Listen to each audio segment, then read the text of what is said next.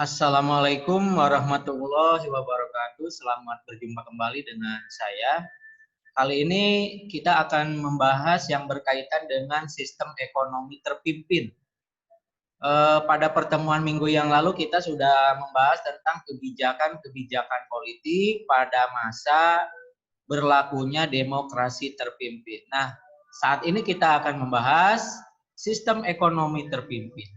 Jadi konsepnya, ekonominya juga disebut sebagai ekonomi yang terpimpin. Nah, apa yang dimaksud dengan ekonomi terpimpin? Yaitu sebuah sistem ekonomi di mana semua aktivitas ekonomi disentralisasikan di pusat pemerintahan. Sementara daerah merupakan kepanjangan dari pusat. Nah, di sini kita memahami bahwa yang menjadi kebijakan-kebijakan pembangunan ekonomi menyangkut kepentingan seluruh wilayah di Indonesia, semua akan sangat ditentukan dengan kebijakan dari pusat. Dalam hal ini dikendalikan oleh Presiden Soekarno. Misalnya yang berkaitan dengan masalah anggaran, prioritas pembangunannya seperti apa, semua akan dikendalikan oleh pemerintah pusat. Nah, itu yang dimaksud dengan sistem ekonomi terpimpin. Nah, kita lihat beberapa langkah yang ditempuh oleh Soekarno dalam upaya menerapkan sistem demokrasi terpimpin dengan ekonominya. Yang pertama, Soekarno melakukan pembentukan Dewan Perancang Nasional atau Depernas.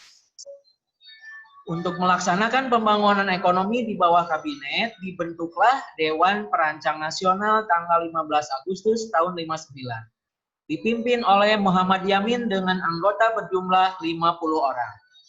Nah, kita lihat di sini tugas-tugas dari Depernas apa saja. Yang pertama, mempersiapkan rancangan undang-undang pembangunan nasional yang berencana. Kemudian menilai penyelenggaraan pembangunan. Jadi memang polanya pembangunan itu harus direncanakan. Ada pembangunan jangka panjang, ada juga pembangunan jangka pendek.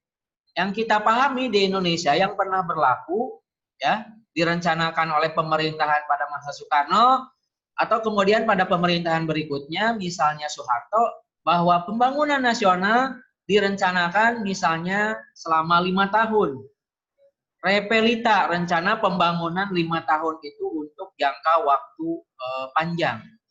Nah, yang kedua, hasil yang dicapai dalam waktu 1 tahun, Dewan Perancang Nasional berhasil menyusun rancangan dasar Undang-Undang Pembangunan Nasional Sementara Berencana tahun 1961 sampai 69 yang disetujui oleh MPRS. Yang ketiga, mengenai masalah pembangunan, terutama mengenai perencanaan dan pembangunan proyek besar dalam bidang industri dan prasarana tidak dapat berjalan dengan lancar sesuai dengan harapan. Karena memang kita pada saat itu masih memiliki kendala-kendala. Yang pertama, kendala anggaran. Yang kedua, faktor teknologi. Yang ketiga adalah faktor sumber daya manusia. Karena memang pada saat itu di Indonesia sendiri belum banyak sarjana yang ahli di bidang ekonomi atau dalam hal perencanaan pembangunan. Nah, itu yang berkaitan dengan pembentukan Dewan Perancang Nasional atau Depernas. Nah, berikutnya kita lihat ada yang disebut dengan Badan Perancang Pembangunan Nasional atau Bappenas.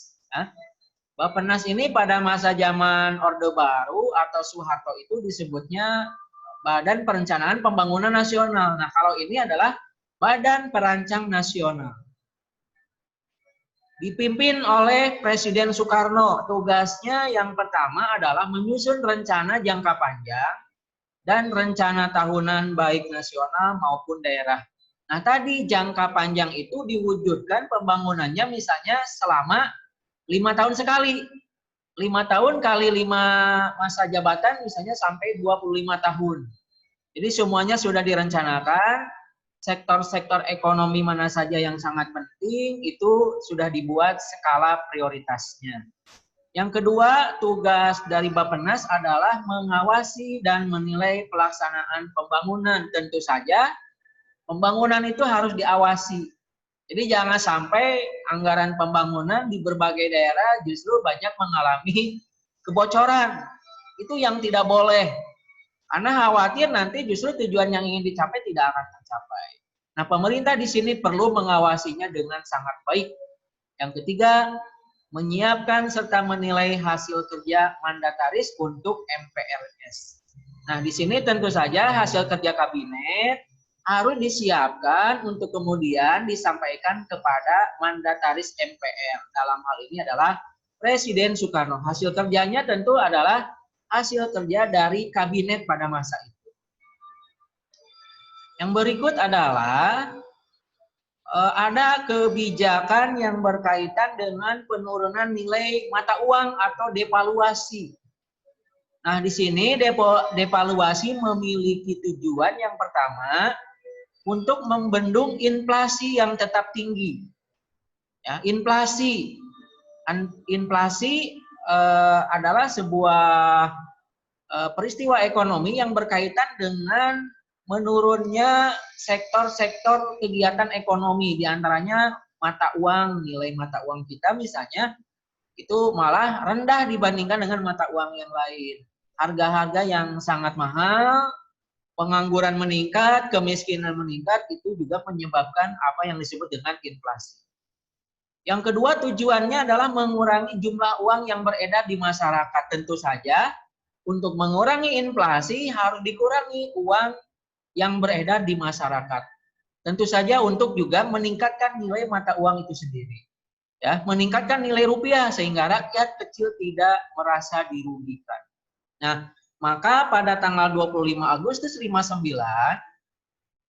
pemerintah mengumumkan keputusannya mengenai penurunan nilai uang.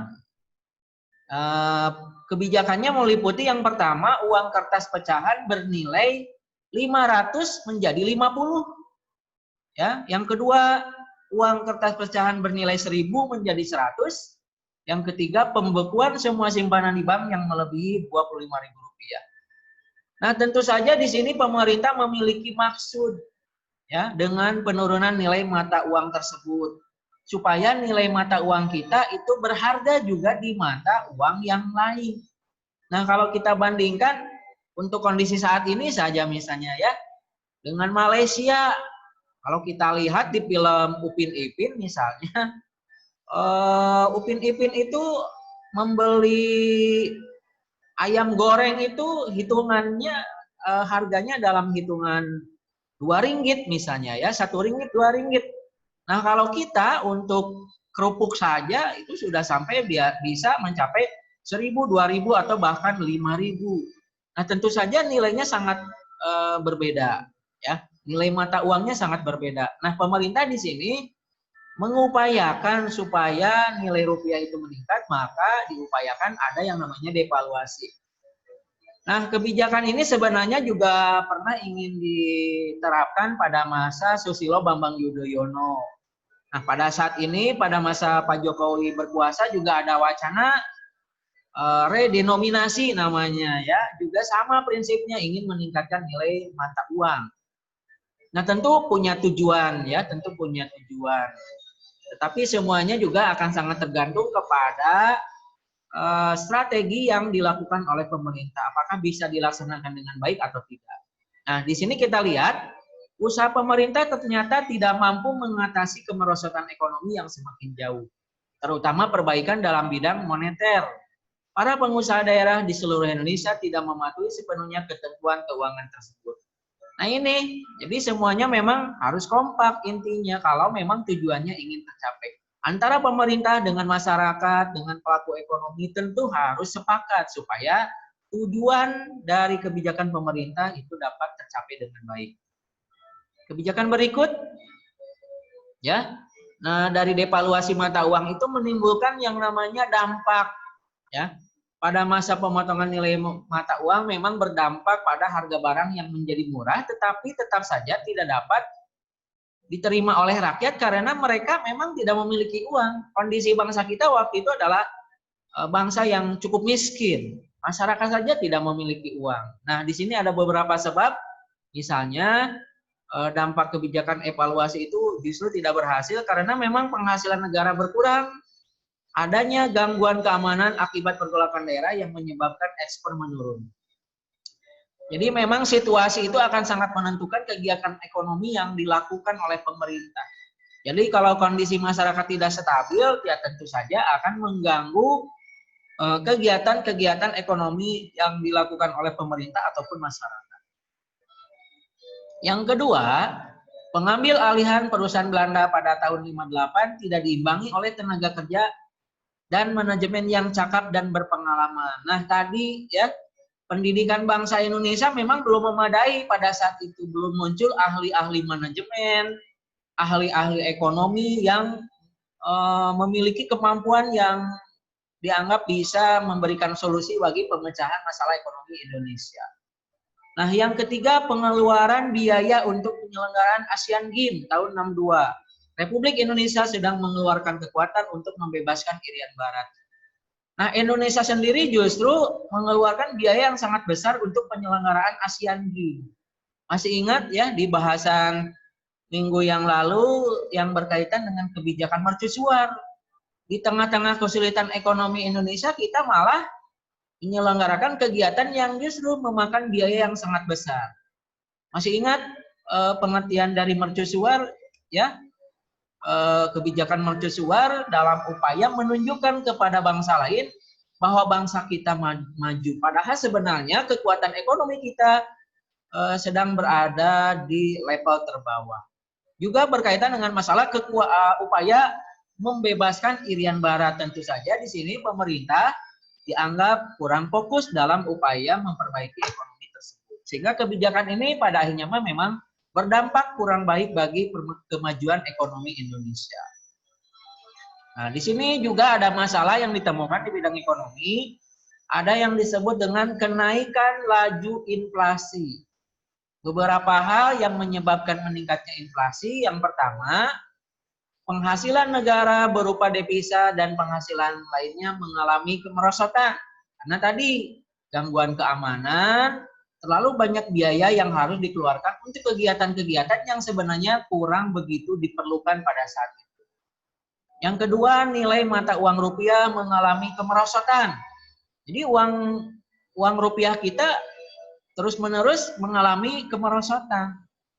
Ya, pada saat masa menjelang reformasi juga kita mengalami, pada saat ini juga kita mengalami nilai mata uang rupiah dibandingkan dengan nilai mata uang yang lain itu terus mengalami penurunan.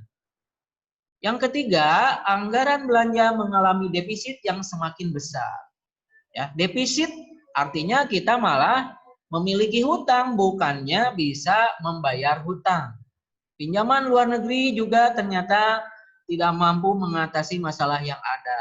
Yang kelima, upaya likuidasi semua sektor pemerintah maupun swasta guna penghematan dan pengawasan terhadap pelaksanaan anggaran belanja juga tidak berhasil. Yang keenam, penertiban administrasi dan manajemen perusahaan guna mencapai keseimbangan keuangan juga tidak memberikan banyak pengaruh. Yang ketujuh, penyaluran kredit baru pada usaha-usaha yang dianggap penting bagi kesejahteraan rakyat dan pembangunan mengalami kegagalan. Nah, kenapa pemerintah memberikan kredit tetapi akhirnya mengalami kegagalan? Ya pada akhirnya berkaitan dengan masalah kemampuan dan mental pengusaha atau masyarakat. Ya, sehingga bantuan pemerintah itu tidak dimaksimalkan, tidak dimanfaatkan dengan sebaik-baiknya. Ya, malah ada yang menyalahgunakan dari bantuan pemerintah tersebut hanya untuk kepentingan pribadi. Pada akhirnya memperburuk situasi ekonomi Indonesia yang menyebabkan inflasi semakin mengkhawatirkan. Nah, dampak dari kenaikan laju inflasi, ya beberapa kegagalannya diantaranya di sini pemerintah itu memang tidak memiliki kemauan politik untuk menahan diri dalam hal pengeluaran. Ya seperti sudah dibahas di pertemuan sebelumnya, kita membangun misalnya Senayan, padahal ekonomi bangsa kita waktu itu sangat sulit. Dengan cara bagaimana?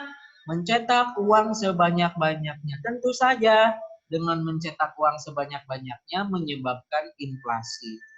Ya, belum lagi proyek-proyek yang lain. Nah, di sini ada Ganepo, ya Games of the New Emerging Force.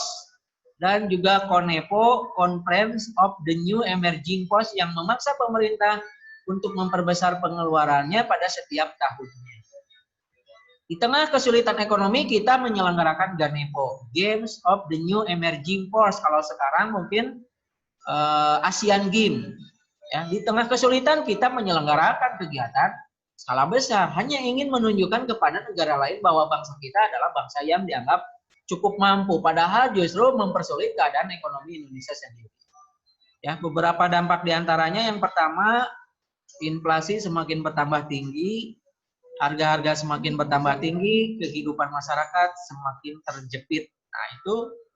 Yang kedua, misalnya Indonesia pada tahun 61 secara terus-menerus harus membiayai kekurangan neraca pembayaran dari cadangan emas dan devisa. Masalah lain juga ekspor semakin buruk dan pembatasan impor karena lemahnya devisa. Nah, tahun 65 cadangan emas dan devisa telah habis, bahkan menunjukkan saldo negatif sebesar 3 juta US dollar. Bisa kita bayangkan 3 juta US dollar kondisi saat sekarang saja itu sangat besar. Ya. Zaman dulu apalagi kondisi kesulitan ekonomi, bangsa kita itu memiliki defisit anggaran negara sampai 3 juta US dollar. Tentu saja ini menyebabkan kesulitan ekonomi bagi bangsa kita, laju inflasi juga semakin tinggi yang menyebabkan aspek-aspek lain semakin menurun. Nah, itu ya.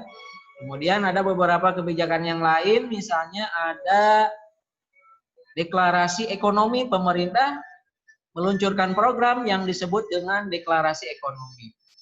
Beberapa hal yang melatar belakanginya adalah, yang pertama, berbagai peraturan dikeluarkan pemerintah untuk merangsang ekspor justru malah mengalami kegagalan. Yang kedua, sulitnya memperoleh bantuan modal dan tenaga dari luar negeri, sehingga pembangunan yang direncanakan guna meningkatkan taraf hidup rakyat tidak dapat terlaksana dengan baik. Sehingga tanggal 28 Maret dikeluarkanlah landasan baru. Tujuannya adalah untuk memperbaiki ekonomi secara menyeluruh. Yang keempat, deklarasi ekonomi dinyatakan sebagai strategi dasar ekonomi terpimpin Indonesia yang menjadi bagian dari strategi umum revolusi Indonesia. Deklarasi ekonomi juga sebuah upaya untuk mensukseskan pembangunan sementara berencana 8 tahun yang polanya telah diserahkan oleh Bappenas tanggal 13 Agustus tahun 60. Nah, di sini pemerintah Indonesia menyatakan bahwa sistem ekonomi Indonesia adalah berdikari, berdiri di atas kaki sendiri. Tentunya konsepnya membangun ekonomi, ya, ingin mengubah konsep ekonomi kolonial menjadi ekonomi nasional. Yang punya peran penting di sini adalah warga negara Indonesia, bukan orang-orang asing. Nah, itu yang diinginkan melalui deklarasi ekonomi, berdiri di atas kaki sendiri. Nah, itu beberapa di antaranya yang berkaitan dengan kebijakan ekonomi di masa demokrasi terpimpin. Kalau misalnya nanti ada yang mau bertanya, silakan diberikan pertanyaannya di kolom komentar yang ada di forum. Ya, silakan nanti sampaikan, barangkali ada beberapa pertanyaan yang ingin ditanyakan. Nah, di sini ada tujuan, ya. Tujuan deklarasi ekonomi menciptakan ekonomi yang nasional, nasionalis, demokratis, bebas dari sisa-sisa imperialisme, untuk mewujudkan ekonomi sosialis Indonesia dengan cara terpimpin. Nah, konsep ekonomi sosialis itu maksud dari Soekarno adalah ingin mewujudkan kesetaraan, terutama kesetaraan kesejahteraan bagi rakyat Indonesia. Ya. Pelaksanaannya justru pada akhirnya tidak mampu mengatasi kesulitan ekonomi dan masalah inflasi juga tidak bisa teratasi. Nah, di sini malah diperparah dengan kondisi-kondisi ekonomi kita yang semakin memburuk. Kenaikan harga barang malah mencapai 400% pada tahun 61 sampai 62. Beban hidup rakyat juga akhirnya semakin berat. Kegagalan pemerintah juga disebabkan oleh faktor lain. Yang pertama, kita berupaya mendapatkan pinjaman dari IMF. International Monetary Fund sebesar 400 juta US dollar. Tapi justru dengan adanya bantuan ini justru tidak diwujudkan, ya, tidak direalisasikan oleh IMF, sehingga kondisi Indonesia malah semakin sulit untuk mengatasi masalah ekonomi, ya. Belum lagi ada masalah yang berkaitan dengan konfrontasi dengan Malaysia dan negara barat semakin memperparah kemerosotan ekonomi Indonesia. Di sisi lain kita perlu membangun ekonomi kita, tapi pemerintah masih tetap mengurus masalah-masalah politik yang sebenarnya tidak perlu kita lakukan. Kenapa tidak perlu kita lakukan? Karena ternyata konfrontasi dengan Malaysia itu seperti kita mencampuri urusan negara lain. Hanya karena Malaysia itu masuk ke dalam persekutuan Melayu, kemudian Malaysia juga diterima sebagai anggota PBB, nah kita justru protes dengan cara konfrontasi dengan Malaysia, bahkan kemudian kita keluar menjadi anggota PBB. Nah, itu beberapa tujuan yang mungkin tidak tercapai karena memang kebijakan-kebijakannya dianggap tidak tepat. Ada upaya juga sebenarnya dari pemerintah ingin meningkatkan perdagangan dan perkreditan luar negeri. Tetapi pada akhirnya Indonesia sendiri tidak mampu memperoleh keuntungan, ya, untuk mencari bantuan berupa kredit luar negeri. Ya, barangkali pihak luar negeri atau lembaga keuangan internasional mungkin berpikir beberapa kali kondisi Indonesia sangat sulit, ya, ketika mereka akan memberikan semacam pinjaman, tentu saja mereka berpikir apakah bangsa kita nanti bisa membayarnya sesuai dengan waktu yang telah ditentukan. Nah, kita mendapatkan kesulitan untuk bisa mendapatkan bantuan kredit tersebut. Ya. Pada akhirnya pemerintah mengupayakan perdagangan dan bisa mendapatkan kredit dari luar negeri juga tidak tercapai secara maksimal. Nah, kebijakan lain yang berkaitan dengan kebijakan ekonomi pada saat itu adalah pemerintah membentuk apa yang disebut dengan KOTOE dan KESOP, ya. KOTOE itu Komando Tertinggi Operasi Ekonomi. KESOP itu adalah Kesatuan Operasi. Nah, di sini kebijakan tersebut ditempuh dengan cara yang pertama adanya peleburan bank-bank negara. Istilahnya kalau sekarang disebutnya merger, ya, istilahnya merger. Beberapa bank negara yang memang tidak memiliki modal yang cukup baik digabung sehingga mewujudkan sebuah bank yang memang memiliki modal yang cukup kuat. Dengan modal yang cukup kuat dianggap bisa membantu pemerintah dalam upaya mengendalikan keuangan negara. Nah, di sini juga pemerintah mengambil kebijakan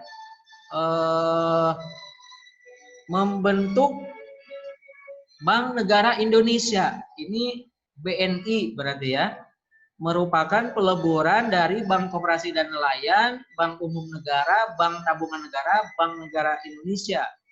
Ya, kemudian nanti ke depannya ada pembentukan juga Bank Indonesia.